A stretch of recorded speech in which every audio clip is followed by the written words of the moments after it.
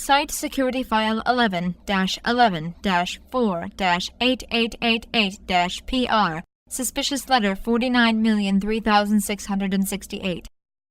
Letter received at the private residential post office in the South Cheyenne Point community. Letter had no stamp, postmark, or other identifiers anywhere on the envelope other than "To my father's captors" written in ballpoint pen ink on the front. Current leading theory is that the letter was somehow hand-delivered to the post box, even with a lack of any suspicious video evidence on the day in question.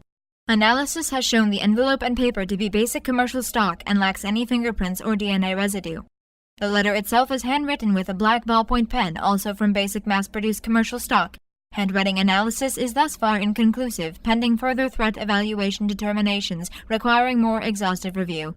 Due to the subject matter, copies of the text body are being forwarded to Site Security for basic review and database entry. Current threat level index is low, forwarding to Site Security and Central Records in compliance with diligence protocols. No in-depth probe is proposed or recommended at this time.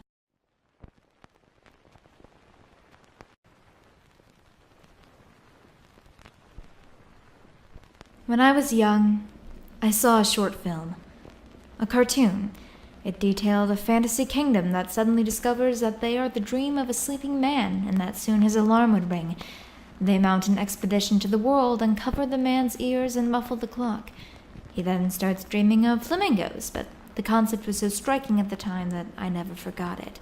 The concept of reality as a plastic, immaterial stratum and not at all the bedrock of the world. Is it possible that we're all flamingos to be? Swirling and running about in utter confidence, only to find we're less material than the average soap bubble and much more transient? What would that do to our view of ourselves and the world? Suddenly, the sacrifices we've made, the pain and suffering endured and caused, all count for nothing at all. I'm sure you can appreciate the blind horror of a realization of that nature. How much suffering and bleak moral choices can be invalidated by the next alarm clock? I should be another faceless, shapeless victim, another sacrifice made for the greater intangible good, and I was, for a while. Both my mother and I, left to twist and sway like leaves in the wake of your shadowy passing, bobbing around the sudden void left behind. She will most likely remain a victim. I will not. You can take what you wish, as you wish, and have done so for some time. You are thieves on a grand scale. My father once said, however, that no matter how good you are at something, how confident you may be, there is always someone, somewhere, that is better.